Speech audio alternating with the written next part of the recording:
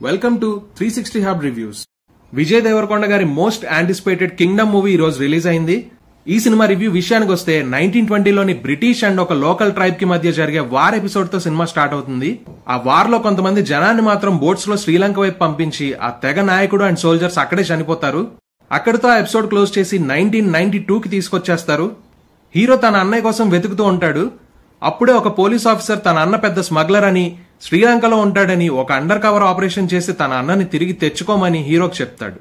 ఆ under cover operation ఏంటి, hero వాళ్ళ అన్నని కలిశాడా, అక్కడ ఉన్న చుట్టూ ఉన్న సమస్యలేంటి, ఆ తెగ ఎదురు చూస్తున్న నాయకుడిలా హీరో చివరికి మారాడా, తన అన్నని తిరిగి తెచ్చుకోగలిగాడా, అదే కింగ్డమ్ సినిమా.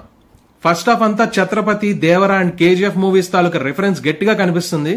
ఆంధ్ర నుంచి శ్రీలంక పారిపోయిన తెగ అక్కడే జాలర్లుగా మారి అక్కడ ఒక లోకల్ లీడర్ వాళ్ళతో స్మగ్లింగ్ చేయించడం, ఇలాంటి ఎపిసోడ్స్ అన్ని ఉంటాయి. కానీ బిగ్గెస్ట్ ప్లస్ ఏంటంటే ఇదంతా మనం ఆల్రెడీ చూసిన కథ అయినప్పటికీ టేకింగ్ చాలా చాలా బాగుంది.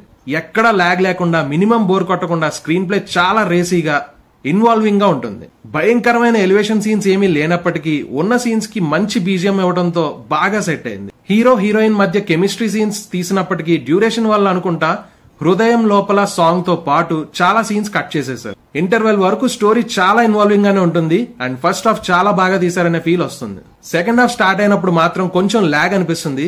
మెల్లగా మళ్ళీ స్టోరీలోకి వెళ్తారేమో అనుకుంటాం కానీ అక్కడక్కడే తిరుగుతూ ఉంటుంది.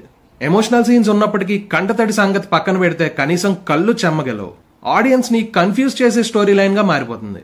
అసలు హీరోయిన్ ఎందుకుంది, ఏం చేస్తుంది, పోలీస్ డిపార్ట్మెంట్ మెయిన్ ఎజెండా ఏంటి, వాళ్ళు ఇదంతా ఎందుకు చేస్తున్నారు, ఏది అర్థం కాదు.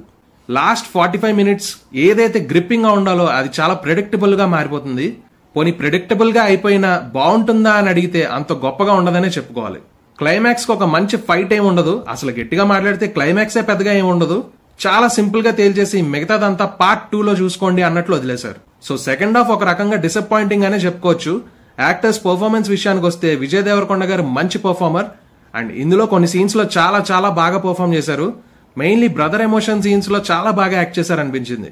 హీరోయిన్ భాగ్యశ్రీ గారిని సరిగ్గా యూజ్ చేసుకోలేదనిపించింది. ఎందుకంటే ఆవిడ రోల్ కి ఎక్కువ డ్యూరేషన్ ఉండదు. ఉన్న డ్యూరేషన్ కూడా ఒక కరెక్ట్ అండ్ స్ట్రాంగ్ రీజన్ ఉండదు. ఉన్నంత వరకు బాగా చేశారు. ఇంకా సత్యదేవ్ గారు అయితే మరీ నేచురల్ పర్ఫార్మర్, చాలా బాగా యాక్ట్ చేస్తారు. ఇందులో కూడా చాలా బాగా యాక్ట్ చేశారు కానీ సత్యదేవ్ గారే కావాలి అనుకునే అంత పెద్ద రోల్ లాగా నాకు అనిపించలేదు. ఆయన క్యాలిబర్ ని కరెక్ట్ గా వాడుకోలేదేమో, లేదా వాడుకునే అన్ని సీన్స్ ఆయనకి పడలేదేమో అనిపించింది. విలన్ గా యాక్ట్ చేసిన pre release event speech sensation అయిన వెంకటేష్ చాలా చాలా బాగా యాక్ట్ చేశారు. చాలా నేచురల్ గా పర్ఫార్మ్ చేశారు. ఇంతకు మించి పెద్ద కీ రోల్స్ ఏం లేవు సినిమాలో. మిగతా ఆర్టిస్ట్ అందరూ వాళ్ళ రోల్స్ కి న్యాయం చేశారనే చెప్పుకోవాలి. ఇంకా మ్యూజిక్ విషయానికి వస్తే ఒక్క గుర్తుండిపోయే యాక్షన్ ఎపిసోడ్ గానీ, గుచ్చి గుచ్చి చెప్పుకునేంత ఫైట్ సీక్వెన్స్ కానీ లేకపోవడం వల్ల అనిరుద్ గారు ఎంత మంచి బీజియం కొట్టినా, రగిలే రగిలే లాంటి సాంగ్ ఇచ్చినా కూడా అవన్నీ వేస్ట్ అయిపోయాయి అనిపించింది. సో ఫైనల్ గా ఈ సినిమా ఫస్ట్ హాఫ్ బాగున్నప్పటికీ సెకండ్ హాఫ్ మాత్రం కొంచెం భరించాల్సి ఉంటుంది. విజయ్ దేవరకొండ గారు ఎక్స్పెక్ట్ చేసినంత బ్రేక్ అయితే ఖచ్చితంగా కాదనే చెప్పుకోవాలి. ఈ మూవీకి మేమిచ్చే రేటింగ్ 2.75/5.